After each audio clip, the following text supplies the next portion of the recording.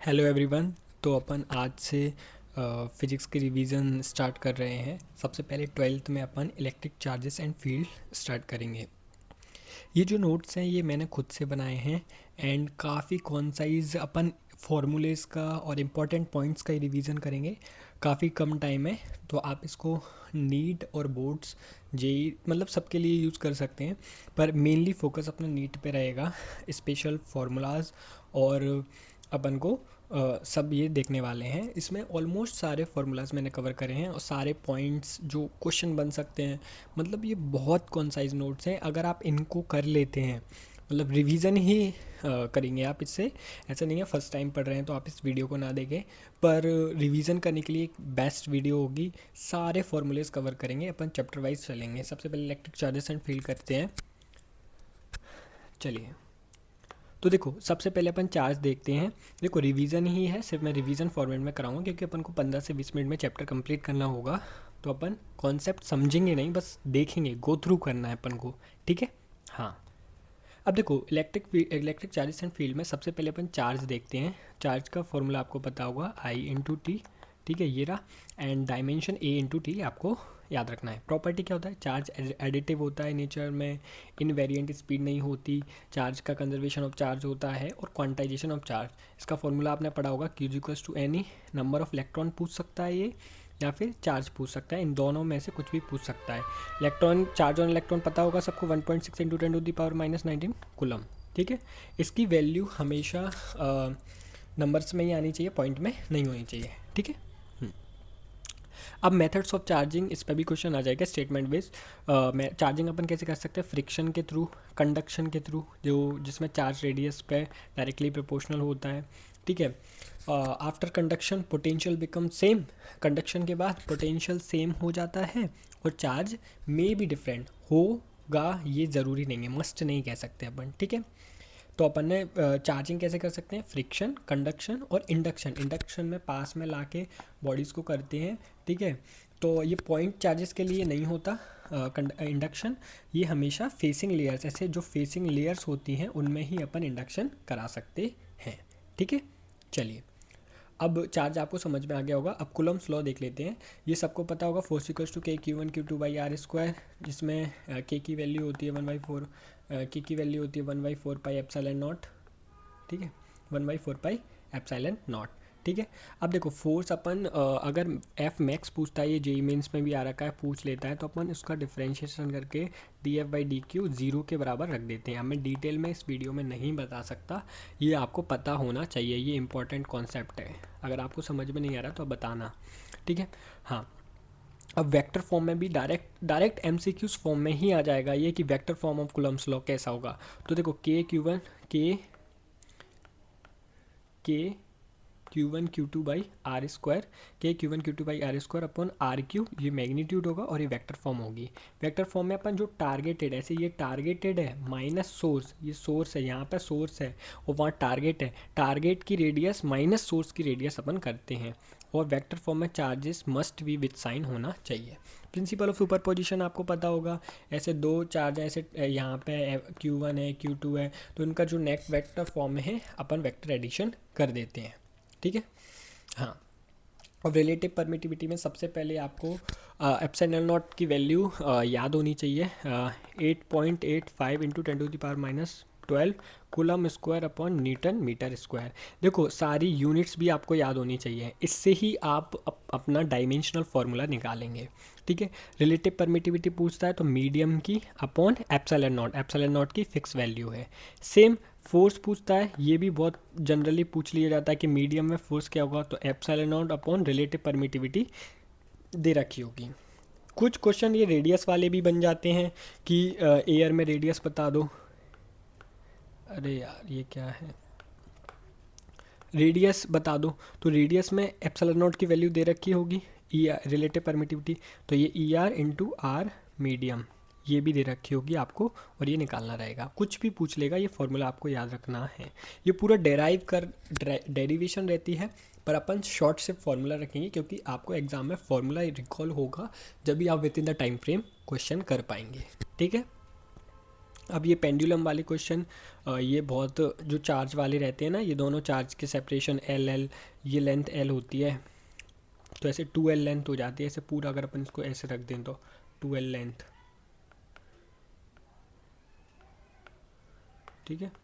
चलिए, तो इसका फॉर्मूला आपको याद रखना है, tan theta f e by m g is equals to k q square by r square by m g. ये आपको याद होगा सभी लोगों को, आई होप। इससे क्वेश्चन आता है और पी वाई क्यू भी आ रखा है, ठीक है। इसकी वैसे डेरिवेशन होती है, अपन साइन थीटा कॉस थीटा लेते हैं, फिर टेन थीटा बनता है, दोनों साइड के प्रोडक्ट लेते हैं, पर अभी अपने पास इतना टाइम नहीं है। अब इक्विलिब्रियम पोजीशन निकालते हैं अपन कि कहाँ पे इक्विलिब्रियम बनेगा। तो देखो, इस ये जनरल फार्मूला है, पर मैं आपको जनरली रिकमेंड करूँगा कि आप ड्राइव करके ही करें ये वाले क्वेश्चन को, और तभी ये आपका ठीक से सही होगा, ठीक है। पर आप ये भी यूज़ कर सकते हैं √Q1 upon √Q1 plus minus Q2 into जो आर डिस्टेंस है, ठीक है। Plus charges for like charges, मतलब सेम चार्जेस होंगे, plus plus minus minus Q1 Q2 के, और अनलाइक चार्जेस हैं प्लस माइनस, और ये तो अपन माइनस यूज़ करेंगे, ठीक है। अब इसकी कुछ टर्म्स एंड कंडीशंस होती हैं, थोड़ी ब्राइट में, अब इसकी कुछ टर्म्स एंड कंडीशंस होती हैं, वो आप देख लें। देखो, if opposite nature charges then outside. देखो, अगर अपोजिट नेचर के चार्जेस हैं, ठीक है, ऐसे ये मैं वहीं बता देता हूँ, ऐसे अपोजिट नेचर के चार्जेस हैं, ऐसा Q1 Q2 यहाँ पे है, और ये आर डिस्टेंस है, अपोजिट नेचर है, ऐसे प्लस है, ये माइनस है, तो जो मतलब इक्विलिब्रियम पोजीशन आएगी वो आउटसाइड द चार्ज आएगी। और इफ़ सेम नेचर चार्जेस, तो अगर सेम नेचर है, ऐसे प्लस प्लस है, ऐसे ये भी प्लस है, ये भी प्लस है, तो यहाँ पे इक्विलिब्रियम पोजीशन मिड में आएगी, मतलब आसपास कहीं भी, मतलब बीच में। और अपोजिट नेचर चार्जेस हैं तो आउटसाइड, मतलब बाहर की साइड आएगी, ठीक है। ऑलवेज क्लोज, मतलब स्मॉल मैग्नीट्यूड है उसके पास में इक्विलिब्रियम पोजीशन होगी, ये आपको याद रखना है। और फॉर सिस्टम इक्विलिब्रियम, क्वेश्चन में पूछा सिस्टम इक्विलिब्रियम, तो आप एफ नेट फोर्स, जो नेट फोर्स है वो आप 0 कर देंगे, ठीक है। हाँ, ये स्टेबल इक्विलिब्रियम है, ये अनस्टेबल है, और ये न्यूट्रल इक्विलिब्रियम है, ठीक है। तो ये पॉइंट चारों बहुत ज़रूरी हैं, आपको याद रखना है, ठीक है। अब इलेक्ट्रिक फील्ड का फॉर्मूला क्या होता है, फोर्स पर यूनिट चार्ज, ठीक है, न्यूटन पर कूलम, ठीक है। हाँ, ये हो गया। अब देखो, प्लस इलेक्ट्रिक फील्ड एक वेक्टर क्वांटिटी है, तो इसमें क्या होता है, अगर प्लस चार्ज है तो डायरेक्शन हमेशा आउटवर्ड होगी, मतलब अबे होगी, और नेगेटिव चार्ज है तो हमेशा टूवर्ड्स होगी, इस टाइप से, ठीक है। ये ग्राफ आपको याद रखना है, ये वाला ये प्लस का है, ये माइनस का है, ठीक है। लीनियर चार्ज डेंसिटी का फॉर्मूला याद रखें, ये general formula 2k lambda by r sine θ1 plus θ2 upon 2, ये आपको याद रखना है। और इसमें जो लैम्डा है वो लीनियर चार्ज डेंसिटी है, ये आपको याद होगी, ठीक है। आई होप ये रिवीजन लेक्चर है, आपको पता होगा, ठीक है। अब ये जनरल फार्मूला है आर्क के लिए, एंगल चेंज होता रहेगा, ये अल्फ़ा एंगल है, ये चेंज होता रहेगा, बाकी जनरल फार्मूला यही रहेगा, 2k lambda by r, 2k lambda by r, 2k lambda by r sine alpha by 2, ठीक है। ऐसे हाफ रिंग है तो 2k लैम्डा बाई आर हो गया, और क्वाड्रिलेटरल है, मतलब तो इसका भी हाफ है, मतलब √2k lambda by small r, और रिंग के अंदर तो 0 होता है, आपको पता ही होगा।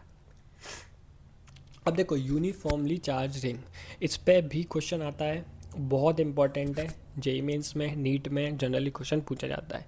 इसका फॉर्मूला तो आपको याद रखना है, ऐसे ये x डिस्टेंस है और ये रेडियस है, तो KQ(x) upon r square x square 3/2, ठीक है।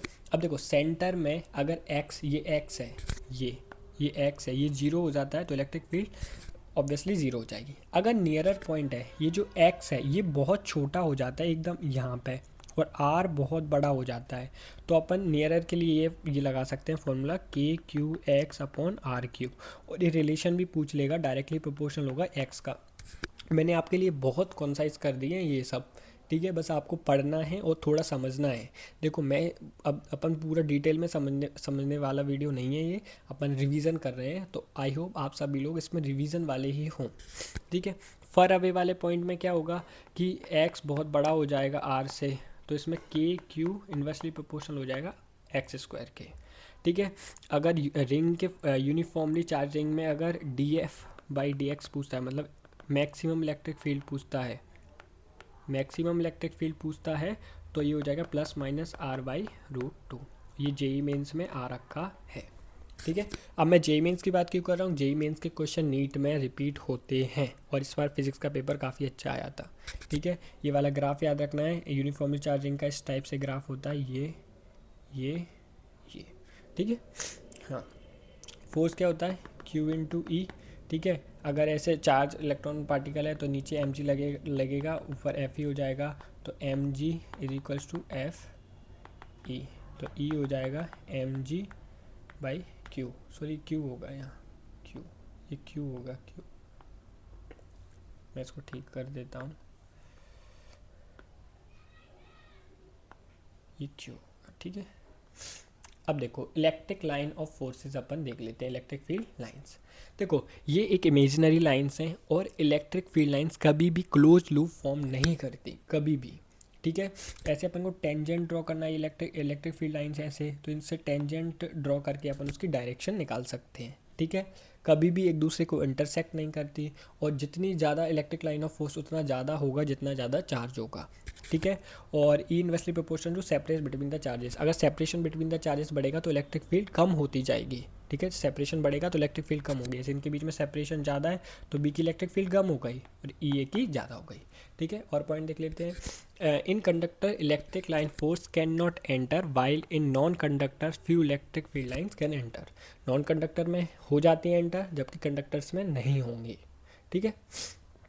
अब इलेक्ट्रिक फ्लक्स पे आ जाते हैं, number of electric line of force passing through surface plane normal, ठीक है, नॉर्मली। अब ये डी ए अपन ने छोटा सा ले लिया, तो देखो इसका इलेक्ट्रिक फ्लक्स का फॉर्मूला क्या होगा, ई ए कॉस थीटा, मतलब ई डॉट डी ए, ठीक है। ये आपको पता होगा। अगर अपन को पूरे सरफेस का निकालना है, ऐसे फाई 1 है, फाई 2 है, तो इन सबको अपन नेट में जोड़ देंगे, ठीक है। अगर नेगेटिव चार्ज है तो फ्लक्स इनकमिंग है, और पॉजिटिव चार्ज है तो फ्लक्स आउटगोइंग है, ठीक है। और एरिया हमेशा नॉर्मली होगा और आउटवर्ड बाहर की डायरेक्शन के लिए होगा। ये आपको पॉइंट्स मेनली याद रखने हैं, ठीक है। मैं एक बार फिर बता दूं, एक रिवीजन लेक्चर है, ठीक है। अपन मतलब फास्ट फॉर्मूले रिवाइज कर रहे हैं।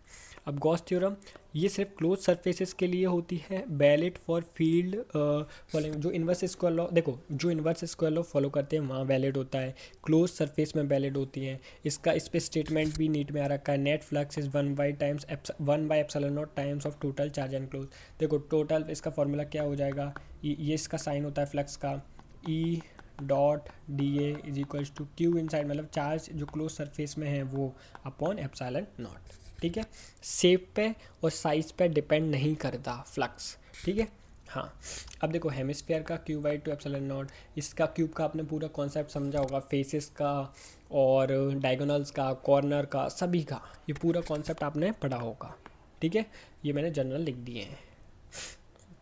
अब यहाँ से बहुत क्वेश्चन आते हैं, uniformly charge non conducting seat. देखो नॉन कंडक्टिंग सीट में होता है सिग्मा बाई 2 एप्सिलॉन नॉट, जबकि कंडक्टिंग सीट का होता है सिग्मा बाई एप्सिलॉन नॉट। और इसमें आपको हमेशा याद रखना है कि ये जो प्लेट होती है, शीट होती है, उसमें रेडियस पे कुछ डिपेंडेंस नहीं होती। आप कितनी भी दूर ले जाओ, ऐसे ये दोनों शीट को इतना भी दूर रख दो तब भी वही रहेगा, और इनको पास रख दो तब भी, क्योंकि ये डिस्टेंस पे, रेडियस पे डिपेंड ही नहीं कर रहे, रेडियस पे डिपेंड नहीं कर रहे। तो ये वाला पॉइंट आपको बहुत याद रखना है, जेईई मेंस में भी इस पर क्वेश्चन आ रखे हैं और इसमें ही घुमाता है वो, ठीक है।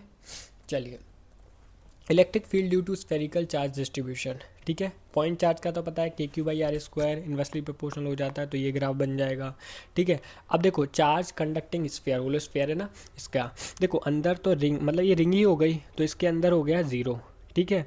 अब पॉइंट भी मतलब सरफेस पे है, तो जो रेडियस है वो बराबर हो गई इसकी, तो के क्यू बाई आर स्क्वायर। और जब बाहर आ गए अपन स्फीयर के बाहर, तो ये डिस्टेंस कितनी हो गई, स्मॉल आर, और ये पॉइंट क्या हो गया सी, तो इसका फॉर्मूला हो गया के क्यू बाई आर स्क्वायर। तो देखो अंदर तो 0 था, ये अंदर तो पूरा 0 हो गया, फिर सरफेस पे बराबर हो गया, और फिर बाहर आते आते डिक्रीज़ होने लगा, मतलब रेडियस बढ़ेगी उतनी इलेक्ट्रिक फील्ड डिक्रीज़ होगी। अब सॉलिड स्फीयर का देख लो, अंदर अंदर के लिए अपन देख रहे हैं ये कोई पॉइंट है अंदर आर, तो इस पे हो जाएगी के q small r upon r square, ये रेडियस है और ये अंदर जो डिस्टेंस जहाँ पे अपन निकाल रहे हैं। ठीक है, तो अंदर आर के डायरेक्टली प्रोपोर्शनल हो गई, फिर मतलब बाहर आते कम होने लगी और अंदर तो कांस्टेंट है। ठीक है, तो ये वाला अपना इसका फॉर्मूला, ये ग्राफ हो जाएगा। ठीक है, अरे आया समझ में? बाहर देखो, अंदर तो डायरेक्टली प्रोपोर्शनल है ना आर के, इसके आर के डायरेक्टली प्रोपोर्शनल है, और फिर बाहर इन्वर्सली प्रोपोर्शनल होने लगी। मतलब अपन ने ये सरफेस के अंदर वाला है पहला ग्राफ, ये तो आर के डायरेक्टली प्रोपोर्शनल है। ठीक है, और फिर बाहर आते ही कम होने लगा। ठीक है, चलो अब जल्दी से डाइपोल और देख लेते हैं, फिर अपना ये electric charges and field complete हो जाएगा। देखो इलेक्ट्रिक डाइपोल में दो चार्जेस होते हैं, माइनस प्लस, और डिस्टेंस एल, और ये एल मिल के 2L बनती है। तो अपन को ये कन्फ्यूज़न नहीं रखना है कि 2L क्यों लिए, क्योंकि दोनों का एल और एल अपन ने लिया तो 2L हो गया। ठीक है, जनरली ऐसे ही मान के करते हैं। अब देखो electric field due to axis, मतलब एक्सिस पे देखते हैं। ठीक है, ये एक्सिस पे, ये मैंने डायग्राम बना रखा है, तो इसका फॉर्मूला आपको याद रखना है 2Kp, ये पोटेंशियल है अपॉन आर क्यूब। ठीक है, इन्वर्सली प्रोपोर्शनल है आर क्यूब के, जबकि इक्वेटोरियल पोजीशन पे माइनस KP/R क्यूब। अब ये माइनस क्या कर रहा है कि डायरेक्शन निगेटिव डायरेक्शन में होती है। ठीक है, तो विथ साइन याद रखना है कि इक्वेटोरियल पोजीशन में माइनस KP/R क्यूब होता है, जबकि एक्सियल पोजीशन पे 2KP/R क्यूब होता है। ठीक है, और ये जनरल फार्मूला भी याद रखना है कि इन केस किसी एंगल पे पूछ लेता है, क्योंकि अब नीट में बहुत अच्छे क्वेश्चन आ रहे हैं, तो किसी एंगल वगैरह पे पूछ लेता है, तो ये हो जाएगा KP/R क्यूब। KP/ रुको,